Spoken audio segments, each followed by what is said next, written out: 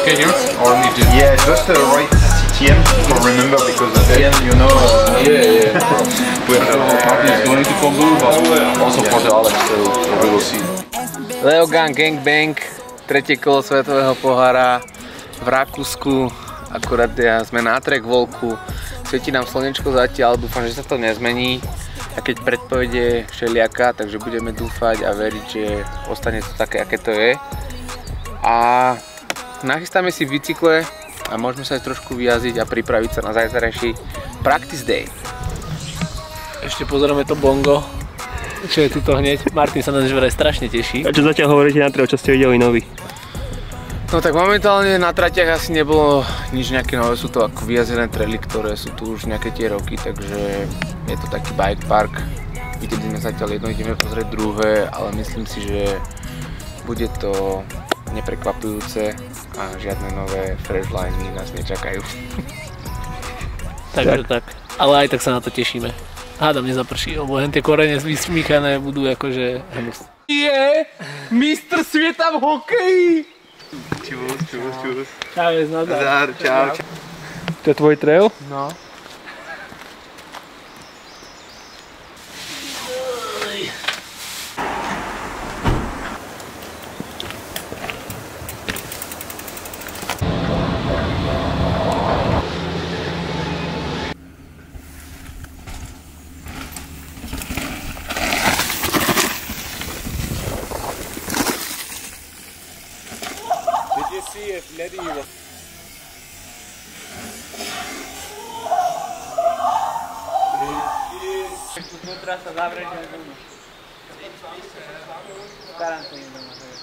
Dneska je tréningový deň a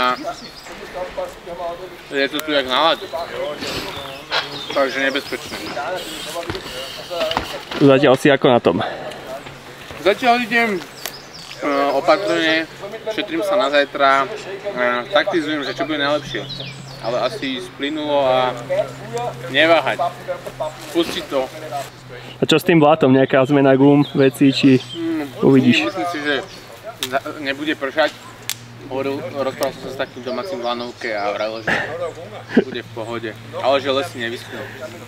Takže bude akurát tak to, čo je na slnku, tak to bude suchšie, ale to, čo je v lese, bude asi také podobné.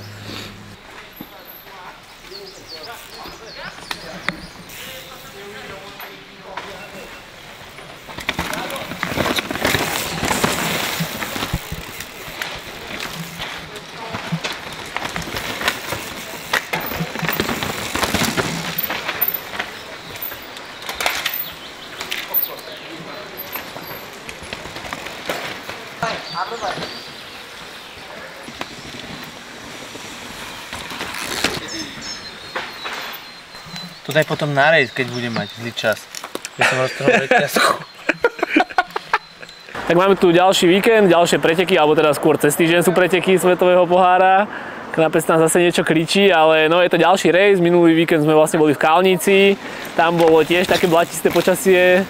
A dneska to bol tu akože totálny hardcore. Mysleli sme si, že to vôbec nebude až tak šmíkať, ale ten trail bol akože brutálne šmiklavý, že skoro úplne každý. Tam strašne veľa koreňov, občas aj nejaké kamene, akože dosť náročné aj na bicykel, aj na jazdca. Ale myslím si, že sme si to všetko prešli, nikto nespadol, bolo to celkom fajn, pomaly sme sa do toho dostávali, tá posledná RZ už bola dosť v pohode. Mňa zajtra čaká 5 RZ, nejakých 3000 výškových sklesať alebo 2000, že celkom dosť, aj ten okruh je dosť dlhý, sa mi zdá, že 65 km, ale akože teším sa na to a dúfam, že to pôjde fajn. Pre mňa to je tento rok vlastne aj celkovo druhý sveťak v endure, ktorý som vlastne vôbec len išiel. Takže stále sa do toho ešte dostávam, ale zatiaľ to ide celkom fajn, takže vidíme sa zajtra na trati. Bolo to 6 RZ, pre mňa bola najťažšia asi tá na druhej strane v Salbachu. Berchtadl Trail sa to volalo, sa mi zdá tak, áno. A to bolo naozaj ťažké, bolo to strmé, bolo to korenisté, šmiklavé, traverzové, takže človek fakt stále má čo robiť. Taktiku na zajtra zvolujem asi takú, že fakt treba ísť čo najplynulejšie, aby sa človek nezasekal a čo najmenej v podstate sa zošmykol s traverzou, nepadol, nerozbil nejaký materiál, no a dojsť do cieľa, živý a zdravý.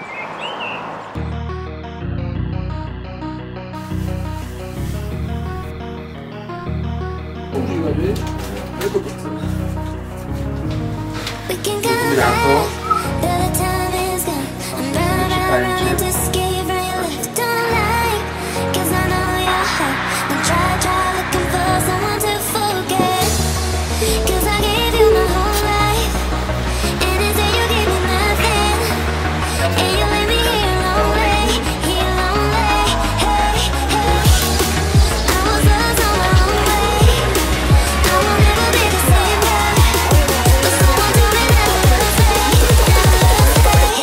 We can go back,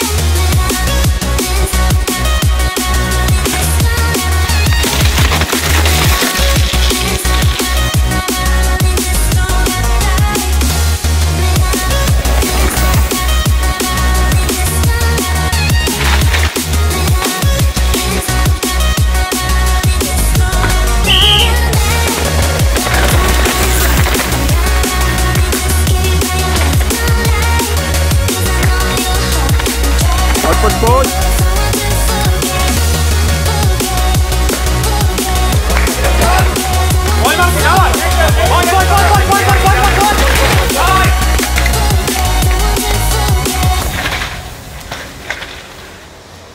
Tak mám za sebou svoje druhé kolo svetového pohára, ktoré bolo v Leogangu. Trate boli vážne náročné, na bajku sme išli, že asi 5 hodín, okruh bol strašne dlhý, akože klobúk dole všetkým jazdcom, čo to vôbec prešli. Umiestnil som sa na 10. mieste v kategórii Open, získal som nejaké body, ktoré by som potreboval, aby som na budúci rok mohol jazdiť konečne kategóriu Race. Akože s výsledkom aj som aj nie som spokojný, posledné dve RZ boli už dosť fajn, ale na začiatku som sa fakt že hľadal, cítil som sa jak také decko na takej húpačke. Bolo to extrémne, akože šmykalo ma tam riadne, ale ku koncu som sa dostal do tempa, aj som začal sťahovať. Vládať som vládal, ale ako bol to veľmi ťažký pretek a som rád, že to mám za sebou a celkom aj úspešne. Toto miesto som niekoľkokrát navštívil, takže mám z toho dobré aj zlé podmienky, ale vždy sa sem rád vraciam, sú tu nádherné hory, nádherná energia, vždy tu stretnem super ľudí a keďže sa spojí aj zjazdová scéna s endurovou, tak vždy si vymeníme nejaké informácie medzi chalánmi slovenskou repre, z jazdy a endurovou. Simonka Kuchinková nám zobrala 3. miesto, za čo som veľmi šťastný, takže nová generácia nám vyrastá v dobrom smere. Taktiež táto disciplína napreduje, začína sa o ňu viac a viac zaujímať, je tu väčšia a väčšia konkurencia, takže nie je to ľahké. A čo by som vám ešte povedal, no, podmienky boli tak, ako som predpokladal, mokré, klzké. Pri RZ som si trošku narazil ruku, ale nejak vážne ma to neohrozilo. Druhý stage bol v pohode, na trojke som trošku tiež zišiel v strate. V podstate v každom stage bola nejaká chyba. Ale o tom je enduro. Zišiel som zdravý do top 40, konkrétne 38-39, neviem, ešte to nie je aktuálne, čo som veľmi rád, takže musíme zapracovať na nejakých nedostatkoch, čo mi chýbajú a teším sa na ďalší svetový pohár, takže to je asi všetko.